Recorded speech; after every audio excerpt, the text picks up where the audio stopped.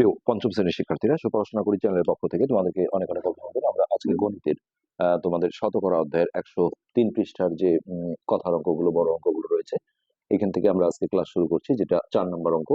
তো ইতিপূর্বে অন্যান্য পাঠগুলো যারা দেখোনি, আমরা ভিডিও নিচে প্লে লিস্টের লিঙ্ক দিয়ে দিই, সেখান থেকে তোমরা দেখে নিতে পারো। তো এখানে 4 নম্বরে যেটা বলা হয়েছে, কোনো একটি কারখানায় একদিন 90 জন শ্রমিকের মধ্যে 40% অনুপস্থিত থাকলো, ওই দিন কারখানায় উপস্থিত শ্রমিকের সংখ্যা কত? তো এখানে দেওয়া আছে অনুপস্থিত, চাওয়া হয়েছে উপস্থিত। তো এটা দেখো বিভিন্ন ভাবে করা যেতে পারে। একটা হচ্ছে যে ঐকিক নিয়মে আমরা করতে পারি। আমি তোমাদের দেখাচ্ছি বিষয়টা। তো 4 নম্বর, তো ঐকিক নিয়ম আমি বলবো যে এখানে সবচেয়ে আসলে সহজ। এখানে যেটা বলা হয়েছে যে 40% অনুপস্থিত, তার মানে 100 জন হচ্ছে যে শ্রমিকের মধ্যে অনুপস্থিত থাকে হচ্ছে 40 জন। তো আমরা এইভাবে যদি লিখি যে 100 জন শ্রমিকের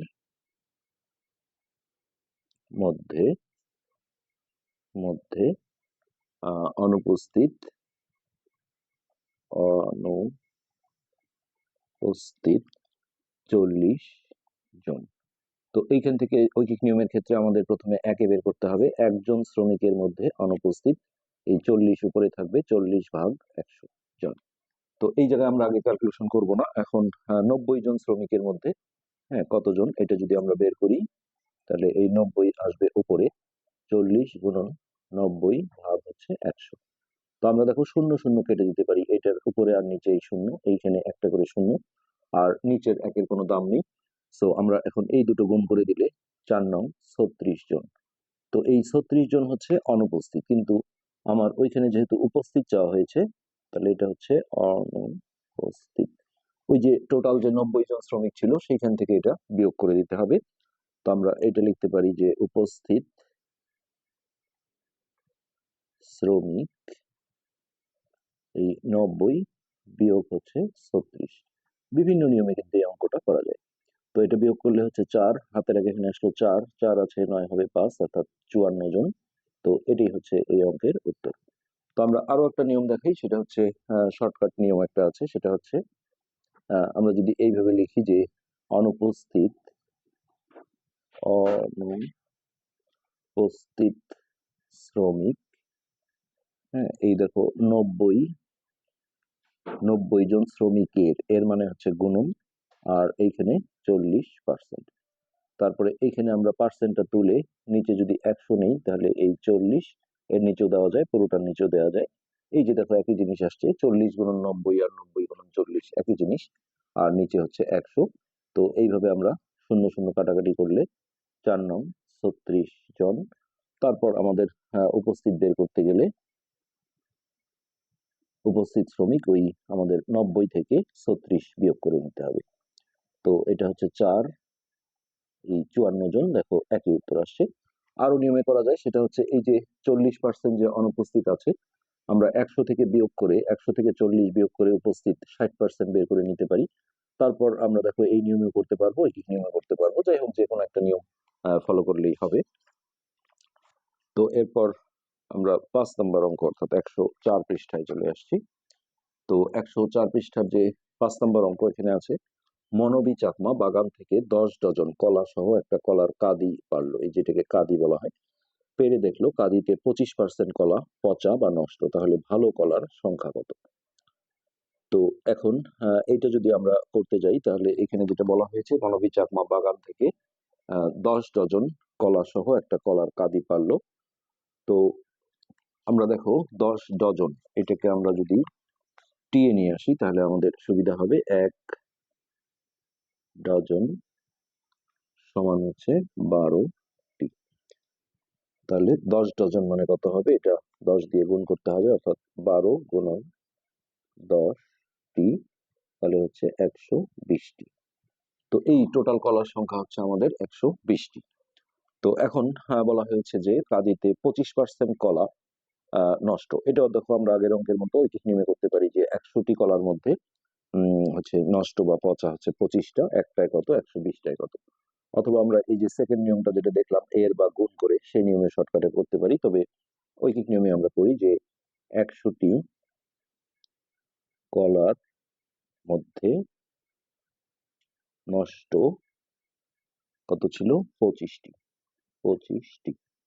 তাহলে একটির মধ্যে, একটি কলার মধ্যে নষ্ট হবে 25 ভাগ 100টি, আর এই যে 120টির মধ্যে আমরা বের করব, তো 120টি কলার মধ্যে নষ্ট, তাহলে 25 গুণন 120 ভাগ হচ্ছে 100। এইখানে একটা করে শূন্য আমরা কেটে দিই, আর এটাকে আমরা দেখো 5 দিয়ে কাটাকাটি করি। 5 5 25, 5 দুগুণে 10। এবার 2 দিয়ে এটাকে কাটলে 2 দিয়ে 2 কে ভাগ দিলে 1, আর এটা 6 দুগুণে 12।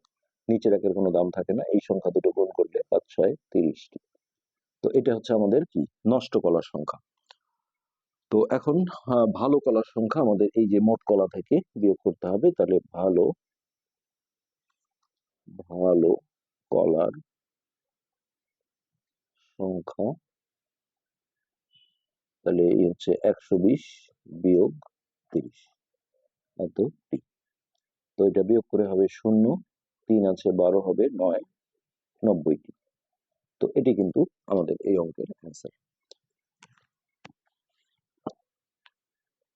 তো এরপর আমরা 6 নম্বরে আসছি। 6 নম্বরে যেটা আছে সেটা হচ্ছে এমন, এটা মুনাফার অঙ্ক। বার্ষিক 13% মুনাফায় কোনো ব্যাংক থেকে কিছু টাকা ঋণ নিয়ে 1 বছর পর এত টাকা মুনাফা দেওয়া হলো, আসল কত ছিল? তো সিম্পলি এখানে দেখো আমরা যেটা করব যে এই যে পার্সেন্টেজ, হ্যাঁ, মুনাফার হারের পার্সেন্টেজ যে 100, মুনাফার হার দেওয়া থাকলে এই পার্সেন্টের 100কে আসল ধরা হয়। তো এটা আমরা ঐকিক নিয়মের হেল্প নিয়ে করব, যেহেতু আসল চাওয়া হয়েছে তাহলে এই আসলটাকে আমরা ডানে ফেলবো 100 টাকাটাকে। তাহলে আমরা দেখো এইভাবে লিখতে পারি যে 13 টাকা মুনাফা হয়, 13 টাকা মুনাফা হয় আসল 100 টাকায়। তাহলে 1 টাকা মুনাফা হয় আসল 100 ভাগ 13 টাকায়। এরপরে এই মুনাফাটার নিচে আমরা অঙ্কে যে মুনাফা দেওয়া আছে 8,840, 8,840 টাকা মুনাফা হয় আসল এই 100 গুণন 8,840 ভাগ হচ্ছে 13। তো এটা মেবি 13 দিয়ে দেখো একবারই কাটাকাটি বা ভাগ যাবে, আমরা রাফে ভাগ করে দেখি। 8,840, তাহলে 7 13 91, 6 13 হচ্ছে 78, 3 6 18, 8 হাতে 1, 4 4 1 7, তাহলে এটা 0, 7 আছে 8 হবে 1, আর এইখান থেকে আমরা 4 কেটে নিলাম। 8 বার দিলে কি হয় দেখি, 8 বারে যায়। 3 8 24, 4 হাতে 2, 8 কে 8 দিয়ে 10, আর এই লাস্টের শূন্যটা এই ভাগফলে চলে আসবে। সো এটা 13 দিয়ে 13 কে কাটলে 1, আর এটাকে ভাগ দিলে আমরা দেখলাম 680। এখন নিচের একের দাম নেই, উপরে এই যে 100 আর 680 আমরা গুণ করে দেব। সো এই 680 আগে লিখে তার সাথে এই দুটো শূন্য যোগ করে দিলেই, হ্যাঁ, এটা হয়ে যাবে। এটাই হচ্ছে আমাদের আসল, এবং এটি কিন্তু আমাদের এই অঙ্কের উত্তর। তাহলে আসল হচ্ছে 68,000 টাকা। তো এরপর আমরা চলে যাই 7 নম্বরে। আমরা অঙ্কটা তোমাদের একটু দেখাই। ব্যাংক থেকে আসলের উপর বার্ষিক এত পার্সেন্ট মুনাফায় 3 বছরের জন্য এত টাকা ঋণ নেওয়া হলো, 3 বছর পর মোট কত টাকা পরিশোধ করতে হবে? তো যে অঙ্কে বলা হয় পরিশোধ করতে হবে, এটাকে বলা হয় মুনাফা আসল। অর্থাৎ সে যে লোনটা নিয়েছিল এটা হচ্ছে আসল, আর যত টাকা তাকে মুনাফা দিতে হয়েছিল সেইটা, সেই দুটো যোগ করে দিলে এটাকে বলা হয় পরিশোধ করা। তো আমরা প্রথমে দেখো কত টাকা মুনাফা দিতে হয়েছিল, হ্যাঁ, সেটা যদি বের করি, তাহলে আমরা মুনাফার হারটা থেকে অঙ্কটা সাজাবো যে 100 টাকার 1 বছরের 1 বছরের মুনাফা 12.5 টাকা। তো সে লোন নিয়েছিল দেখো 50,000 টাকা, এবং সেটা 3 বছরে। আমরা এইখান থেকে একবারেই সেটা বের করে ফেলবো। তো 1 টাকার 1 বছরের মুনাফা, তাহলে 12.5 ভাগ 100। এই লাইনটা আমরা একবারই করতে পারি। এই জায়গায় আসলের জায়গায় আমরা দেখো 50,000 বসাবো। 1 2 3 এত টাকার 3 বছরের, 3 বছরের মুনাফা, এই হচ্ছে 12.5 গুণন 50,000। তিনটাও কিন্তু গুণ হবে, যেহেতু 1 বছরের তুলনায় 3 বছরের মুনাফাটা বেশি হবে, বেশি হলে গুণ হয়। আর নিচে ছিল 100। আমরা এইখান থেকে দুটো শূন্য ক্যান্সেল করে দিই, এবার দেখো এই তিনটা সংখ্যা আমাদের গুণ করে নিতে হবে। ফার্স্টে আমরা এই দুটো গুণ করলে এটা হবে 1500। আমরা রাফে একটু লিখি 1500। তো এইটাকে আমরা গুণ করব 12.5 দিয়ে। তো দশমিকের গুণ মানে হচ্ছে আগে ভাবতে হয় যে দশমিক নেই, নর্মালি আমরা গুণ করে নেব। 500 500 5 5 25-এর 5 হাতে 2, 5 অক্ষে 5, 5 আর 2 এ 7, তারপর এক ঘর শূন্য, 2 দিয়ে গুণ, 200 200, 5 দুগুণে 10 এর শূন্য হাতে 1, 2 অক্ষে 2 এর একে 3। এবার 2 ঘর শূন্য দিতে হবে। 1 দিয়ে গুণ করলে এটা দেখো ওরকমই থাকবে, এই যে 1500 চলে আসবে। এরপর এটা যোগ করলে 0 0 5 7, 5 আর 3 হচ্ছে 8 1। এই ডান দিক থেকে এক ঘর পর দশমিক দিলে এটা আমাদের এইখানে হবে 1 8 7 5 0 টাকা। তো এই টাকাটা হচ্ছে মুনাফা।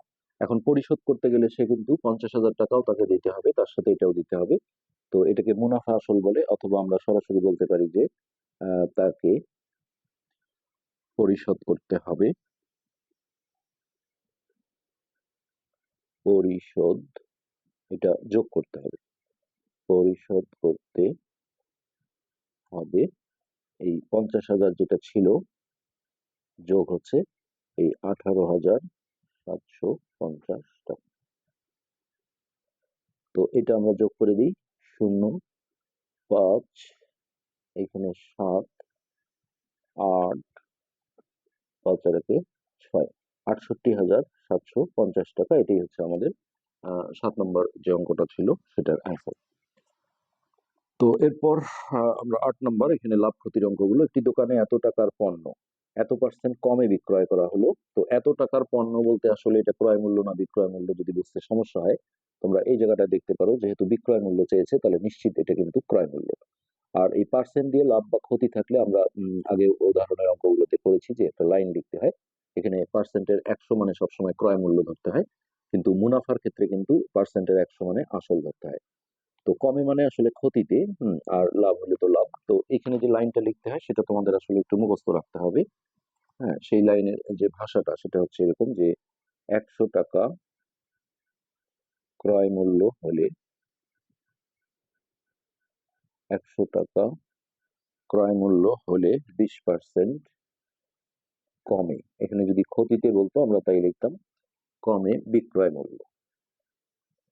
তো এটা লাভ হলে 100-র সাথে যোগ করতে হয়, আর ক্ষতি বা কমে এই কথাটা বললে 100 থেকে বিয়োগ করতে হয়। তাহলে 100 বিয়োগ 20 সমান হচ্ছে কত, 80 টাকা। 80 টাকা।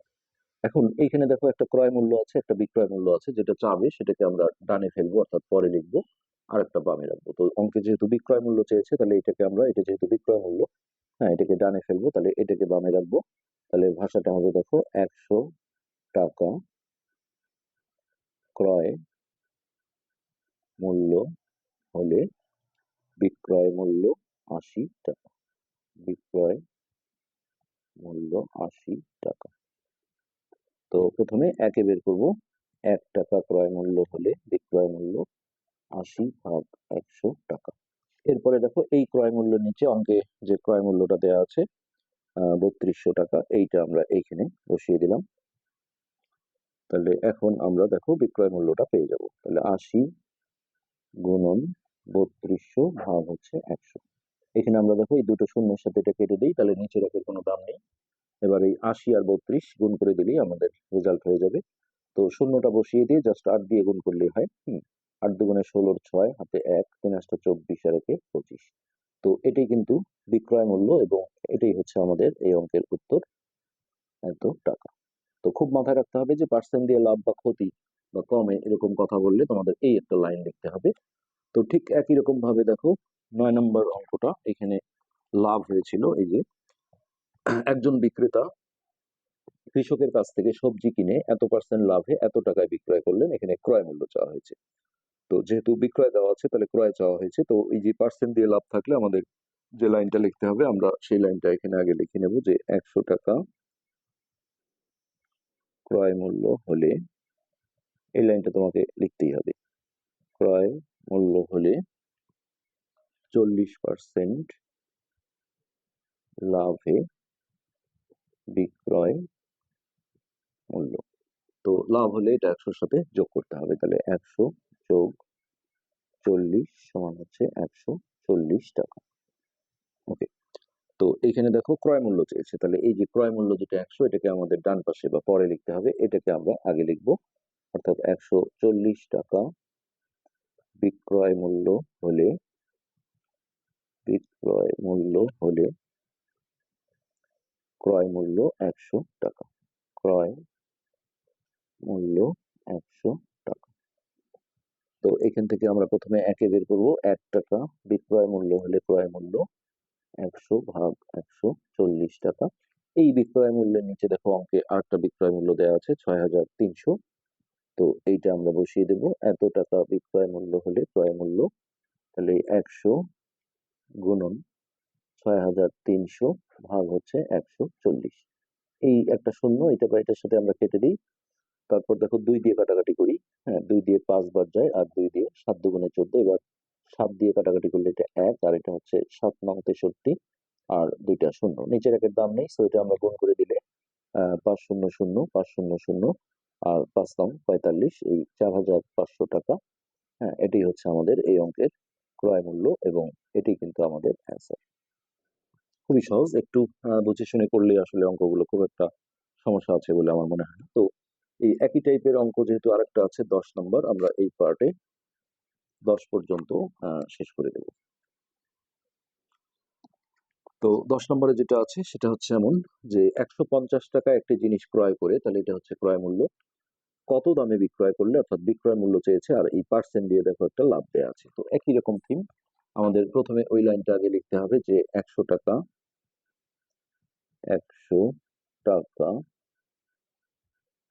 ক্রয় মূল্য হলে 30% লাভে বিক্রয় মূল্য, তো লাভ হলে যোগ করতে হবে, তাহলে 100 যোগ 30 সমান হচ্ছে 130 টাকা। এখন আমরা দেখবো এই অঙ্কে কি চেয়েছে। তো কত দামে বিক্রয় করলে, তাহলে এই বিক্রয় মূল্য চাওয়া হয়েছে, তাহলে এই বিক্রয় মূল্যটাকে আমাদের ডানে রাখতে হবে। অনেকে ভাবতে পারো যে এখানে বিক্রয় মূল্য তো বেরই হলো, আবার কেন চাওয়া হয়েছে, এটা আসলে পার্সেন্ট থেকে আসে, এটা অরিজিনাল না।